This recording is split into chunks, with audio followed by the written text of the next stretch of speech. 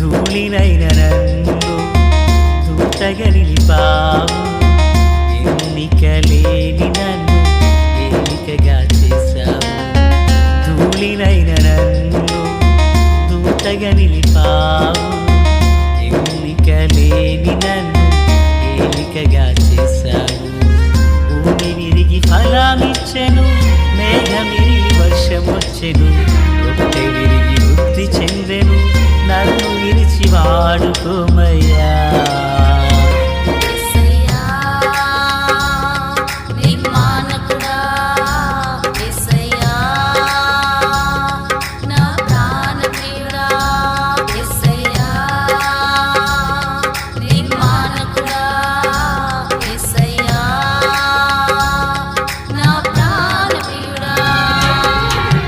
ధూళినైన నన్ను దూతగా నిలిపావు.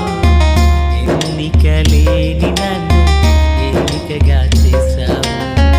ధూళినైన నన్ను దూతగా నిలిపావు. ఎన్నికలేని నన్ను ఏలికగా చేశావు. ప్రభు అయినటువంటి యేసుక్రీస్తు వారి పరిశుద్ధమైన నామములో తండ్రి అయిన దేవాది దేవునికి నిత్యము స్తుతియు స్తోత్రములు, మహిమయు ఘనతయు ప్రభావములు యుగయుగములు ప్రభువునకే చెల్లునుగాక. ఆత్మీయులారా, బాగున్నారు కదా? దేవుని మహాకృపను బట్టి మరొక పర్యాయం మనం ఇలాగ కలిసి దేవుని వాక్యమును ధ్యానం చేయుటకు మహాదేవుడు మనకెంతగానో కృప చూపి ఉన్నారు. నేటి దినాన మొదటి బుధవారం కదా. గడిచిన 3 మాసములు దేవుడు మనలను మన కుటుంబములను కాచి కాపాడి భద్రతనిచ్చి దేవుడు 4వ మాసంలోనికి మనలను ప్రవేశింపచేసి ఉన్నారు. నిశ్చయముగా ఆయన సన్నిధి, ఆయన ముఖకాంతి మన మీద ప్రకాశించునుగాక. ఆత్మీయులారా, అలాగుననే మరి ఈ దినాన అభిషేక స్వస్థత ఆరాధన మందిరంలో జరగనై ఉన్నది కనుక ప్రార్థన పూర్వకంగా ప్రతి ఒక్కరూ సిద్ధపడి దేవుని సన్నిధానానికి వేగరమే సమయానుకూలంగా చేరుకుందాం. సంతోషం. నేటి దినాన వాక్య భాగం కొరకైన లేఖనం సంఖ్యాకాండం 25వ అధ్యాయం 1 నుండి కొన్ని వచనాలను నేను చదువుచున్నాను. శ్రద్ధగా విందాం. మొదటి వచనాన్ని చదువుచున్నాను పిల్లరా. అప్పుడు యెహోవా మోషేకి ఇలాగు ఆజ్ఞ ఇచ్చెను. యాజకుడైన అహరోను మనుమడును ఎలియాజరు కుమారుడునైన ఫినెహాసు ఇశ్రాయేలీలు షిత్తీములో దిగియుండగా ప్రజలు మోయాబు రాండ్రతో వ్యభిచారము చేసిరి. ప్రార్థన. మహాపరిశుద్ధుడా, ప్రేమగల తండ్రి, కృపగల దేవా, స్తోత్రాలు. చదువుబడిన వాక్యము మీది, వినుచున్నవారు మీవారు. మీ దాసుడనైన నన్ను పూర్ణముగా మరుగు చేసి దైవస్వరాన్ని వినిపింపచేయండి. మీరు ఆకడి కొరకు, రాజ్యం కొరకు సిద్ధం చేయండి. సియోనులోండి మీ కృపాహస్తం అందరికీ తోడయుండును గాక. మేలు చేత నడిపించండి. ఆశ్చర్యకరమైన మీ సన్నిధి సహాయం సమృద్ధిగా ప్రతి ఒక్కరికి తోడయుండును గాక. యేసునామములో ఆమేన్. ప్రియులారా, బాగున్నారు కదా?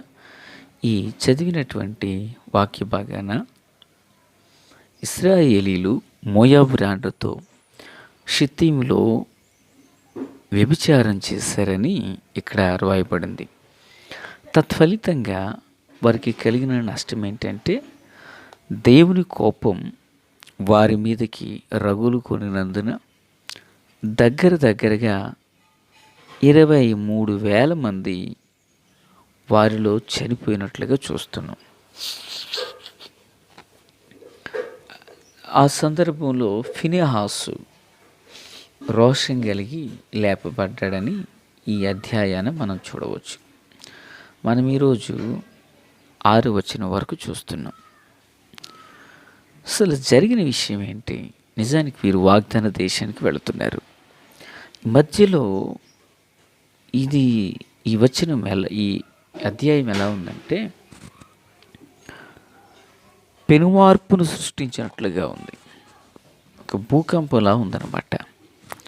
వారేం అద్భుతంగా నడిచిన కాలు వాపురాక, ధరించిన వస్త్రాలు మాయక, తొడిగిన చెప్పులు అరగక దేవుని కృపలో వారు నడిపించబడుతున్నారు.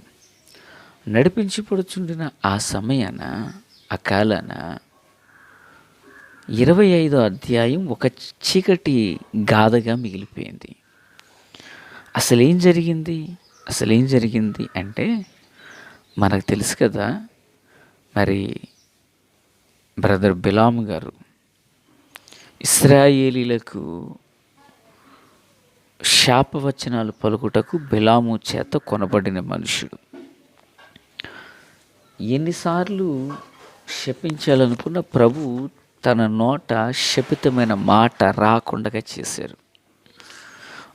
వాళ్ళు ఆశీర్వదించబడిన ప్రజలయ్యా, వారిని నువ్వు శపించడానికి వీల్లేదని ప్రభు చెప్పారు. ఆ ప్రకారంగానే శపించవలసిన ప్రతి చోట ఆశీర్వాదాలు వచ్చేసాయి. ఇక ఏమి చెప్పినా వీరు శపించబడడానికి అవకాశం లేదని తాను గుర్తిరిగి వెళ్ళుచు ప్రియులరా, ఎవరు ఈ బిలాము వెళ్ళుచు ఇశ్రాయేలీలకి ఏం చేయమని చెప్పారంటే, చూడండి సంఖ్యాకాండం 31:15-16. మోషే వారితో, మీరు ఆడువారందరినీ బ్రతుకునిచ్చితిరా, ఇదిగో బిలాము మాటను బట్టి పెయ్యేరు విషయంలో ఇశ్రాయేలీల చేత యెహోవా మీద తిరుగుబాటు చేయించిన వారు వీరుకరా అంటాడు. వీరుకరా అన్నాడు. ఏం జరిగింది ఇంకా మనకు అర్థం కావాలి. 33:49 సంఖ్యాకాండం. వారు మోయాబు మైదానంలో బెత్షెమోతు మొదలుకొని అబేలు షిత్తీం వరకు యోర్దాను దగ్గర దిగిరి. ఓకేనా. ఇంకా ఏం జరిగింది? ప్రకటన 2:14. అయినను నేను నీ మీద కొన్ని తప్పిదములు మోపవలసి ఉన్నది. అవేవనగా, విగ్రహములకు బలి ఇచ్చిన వాటిని తినునట్లు, జారత్వము జరిగించినట్లు, ఇశ్రాయేలీలకు ఉరియొడ్డమని బాలాకునకు నేర్పిన బిలాము బోధ అంటాడు. అంటే ఈ వచనాల అన్నిటి ఆధారంగా జరిగిన విషయం ఏంటంటే, ఇశ్రాయేలీలు వాగ్దాన దేశానికి అలాగును వెళుచున్న సమయంలోనట ప్రియులరా, ఆ ఇశ్రాయేలీలు ఎంత శపిందామనుకున్న వారిని శాపవచనాలు పలుటకు దేవుడు అంగీకరించట్లేదు. ఒక పని చేయండి, వారు వెళ్ళుచుండిన మార్గములో సౌందర్యవంతులైన స్త్రీలను నిలవబెట్టండి అని చెప్పాడు. అలాగున వారు నిలవబడినప్పుడు వారు ఏం చేశారంటే, ఇశ్రాయేలీలను తమ దేవతలకు బలి అర్పించే విషయంలో ప్రజలను భోజనానికి పిలిచారు. వీరు వెళ్ళి ఇశ్రాయేలీలు ఆ భోజనాన్ని తిని వారితో వ్యభిచారం చేయడానికి ఇష్టపడ్డారట. దేవునికి ఇష్టం లేని కార్యం అదే కదా. ఇప్పుడు జరిగిన విషయం ఏంటంటే, భయంకరమైనటువంటి తెగులు ఇశ్రాయేలీల మీదకి వచ్చింది. భయంకరమైన తెగులు ఇశ్రాయేలీల మీదకి రాగా, ఇశ్రాయేలీలు దగ్గరగా ఆ సమాజంలో కొన్ని వేల మంది హతులైపోయారు. శపితమైన దానితో సావాసం చేయటం ద్వారా. ప్రియులారా, బిలాము ఎంత నష్టం చేశాడో చూసారా. బిలాము బాలాకునకు ఇచ్చిన సలహా కొన్ని వేల మంది ఆత్మలు మృత్యువాత పడుటకు ఈయన బోధ ఉపయోగపడింది. ప్రియులరా, అంటే విగ్రహాలకు అర్పించినది పూజించడం, వ్యభిచారం అనేది ఎంత భయంకరమైన పాపమో ఇక్కడ మనం చూస్తున్నాము. ఈ మాటలు వినుచున్న ఆత్మీయులారా, విగ్రహాలతో భోజనానికి వారు పిలువబడ్డారు, శపితమైనటువంటి దానికి పిలువబడ్డారు. ఆ తరువాత ఎంత నష్టం చోటు చేసుకుందో చెప్పసఖ్యం కానంతగా ఉంటుంది. ఈరోజు మన ఆధ్యాత్మిక దైనందిన జీవితంలో మనం కూడా శపితమైన దానికి దూరంగా ఉండడం ఎంతైనా ఆశీర్వాదదాయకం. శపితమైన దానికి దూరంగా నిలవడం మన ఆత్మీయ జీవితానికి క్షేమాభివృద్ధిని కలుగజేస్తుంది. విగ్రహ సంబంధమైన దానికి ఎంత దూరంగా ఉంటామో మన ఆత్మీయత అంత దీవెనకరంగా ఉంటుంది. ప్రియులారా, వీరు చేసినటువంటి దీనిని బట్టి ఎంతో భయంకరమైన తెగులుతో ప్రజలు మృత్యువాతకు గురయ్యారు. ఎంతమంది? చూడండి, కొరింథీయులకు రాసిన మొదటి పత్రిక 10వ అధ్యాయం 8వ వచనం. మరియు వారి వలె మనం విభజింపకయుందుము. వారిలో కొందరు విభచరించినందున ఒక్క దినముననే 23,000 మంది కూలిరి. భక్త పౌలు గారు చెబుతున్నారు ఈ మాట. 23,000 మంది హతులు గావించబడ్డారట. కారణం బయలుపేరుతో వారు సావాసం చేసినందున. మరి మాట వినుచున్న ఆత్మీయులారా, సర్వాధికారి అయినటువంటి ప్రభు పాదాల చెంత చేరిన మనం ఇటివాటికి దూరస్తులమై దేవుని కృపను పొందుకుందాం, దేవుని దయను ఆస్వాదిద్దాం. ప్రభు యొక్క హస్తం మనందరికీ తోడై ఉండి నడిపించబడును గాక. తండ్రి దేవా, స్తోత్రాలు. మీ దివ్యమైన కృప, మీ దివ్యమైన కాపుదల, మీ దివ్యమైన సన్నిధి ప్రతి ఒక్కరికి తోడు దయచేయండి నాయన. ఆశ్చర్యకరమైన వెలుగులో నడిపించండి నాయన.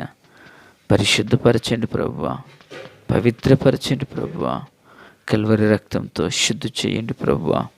తండ్రి, మీ వాక్యానుసారమైన జీవితం మాకు నేర్పించండి. సియోనులో నుండి మీ కృపాహస్తం మా అందరి మీదను చాపండి. ఆశ్చర్యకరమైన వెలుగులో మమ్మల్ని నడిపించండి. అయ్యా, ఇశ్రాయేలీలు కొందరు తమది కాని దాన్ని ఆశించి ఎంత నష్టాన్ని తెచ్చుకున్నారో, కడవరి కాలంలో ఉన్న మాకు ఇది జ్ఞానోదయాన్ని కలుగచేసి మీ కృపను ఆస్వాదించినట్లు సహాయం చేయండి. యేసుక్రీస్తు నామమున ఆమేన్, ఆమేన్, ఆమేన్.